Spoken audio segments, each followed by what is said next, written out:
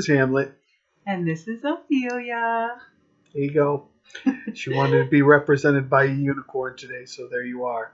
And we are here once again to go ahead and discuss the next segment, which is the learner's permit for the CDL. I went ahead and I took my test for that. I was able to go ahead and get through that. And yeah, we're going to go ahead and answer a few questions on this.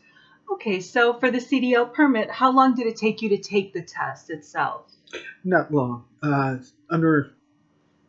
would say it was probably close to 35 minutes. Just an FYI, it was 3 sections. You want in the state of Wisconsin, at least. I had to do combination vehicles.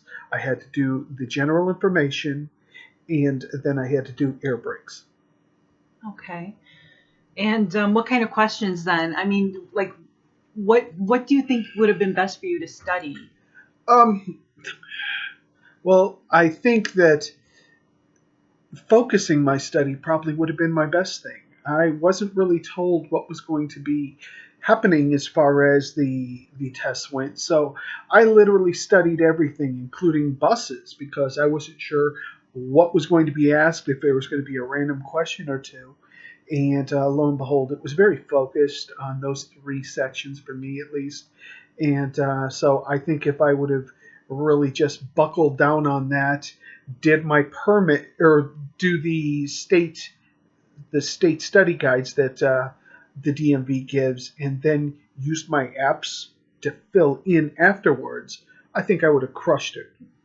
So maybe people might want to call their DMV for their state and just ask, what do I need to study for the CDL permit? Do you think that's right? I think that'd be smart. You can also obviously ask your recruiter at that point. Oh. But yeah, I mean, if your recruiter doesn't know offhand the requirements for the state, call the state and just say, hey, I'm about to take my permit for this. What do you study for that? Okay. So how much did it cost you? It costed, I believe it was about $35 to $50. Okay, so the permit does cost out of pocket. Absolutely, it costs out of pocket, and I mean, they did let me know at SWIFT that it would do that, so I was ready. So, did you have any troubles that you with the CDL permit? Yes, like I said, I went and I studied everything at that point, so I spread myself a bit too thin. The questions that they gave were a little bit too vague as far as, and I let them know my feelings on that.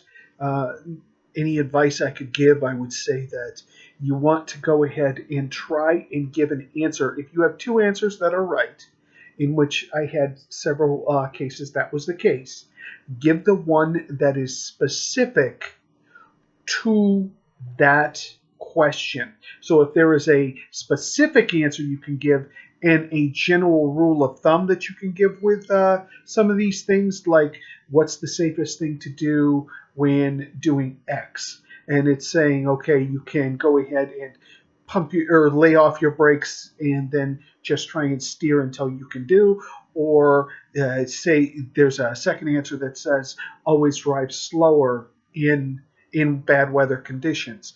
You want to give specifically the answer that deals specifically with that. They're both right answers. You obviously want to slow down for bad conditions, but when you are in that case, give that answer. Okay, great.